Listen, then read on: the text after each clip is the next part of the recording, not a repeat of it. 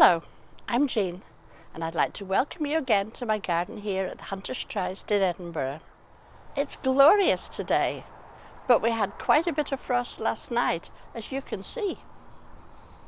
Since we last met, I've had several small groups of visitors to the garden, and it's been lovely to be able to show them what's earning its stripes just now. And that's what I'm going to show you today. So, sit back and enjoy. It's feeling quite autumnal now, and you can see a definite change in the colour palette. There's a mellowness creeping in. The colours are much more muted, and the garden is lacking those bright splashes of white now that the phlox has gone over.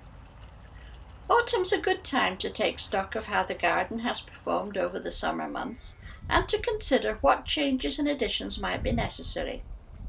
Whenever I visit a garden, part of my brain is always on the lookout for ideas to enhance my own garden. I want to show you one of my favourite plants. It's a dogwood, Cornus Midwinter fire, and over the summer it looks really quite ordinary. You can see its red stems, and the autumn leaf coloration is lovely, but it's only when it drops its leaves that you see the true beauty of this plant. Over the winter months, it glows when most other plants are taking a rest. Isn't it just fabulous? The hosta has definitely had it for the summer, but this wonderfully reliable red rose just keeps on giving. It's late in the year, and there are not many flowers that I haven't shown you already. This hebe has wonderful big pink fluffy flowers which stand out well against the glossy green leaves. And this sedum is called Autumn Joy for good reason. Butterflies love it. Another late season addition is this pale pink nerine. We used to call these Michaelmas daisies, but now called asters, they brighten up a corner when other flowers are finished.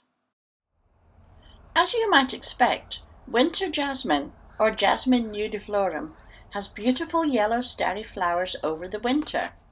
But this one has got started with the winter display already. Autumn is the season for berries on the trees and bushes. This variegated holly is covered with berries, though they're only just beginning to turn red now. And unlike the usual rowan, this one, called Joseph Rock, has yellow berries. Most birds don't care for them, but the wood pigeons and blackbirds will strip all the berries off before winter. Thank you very much for joining me today. And remember, my garden is still open for small groups of visitors, so if you would like to come along and see it in person, get in touch. I plan to take you on one or two more garden tours over the winter. There won't be so much flamboyant colour in the garden, but those plants that are stars over the winter months are truly worth their weight in gold. Thank you so much for watching, and I'll see you next time. Bye-bye.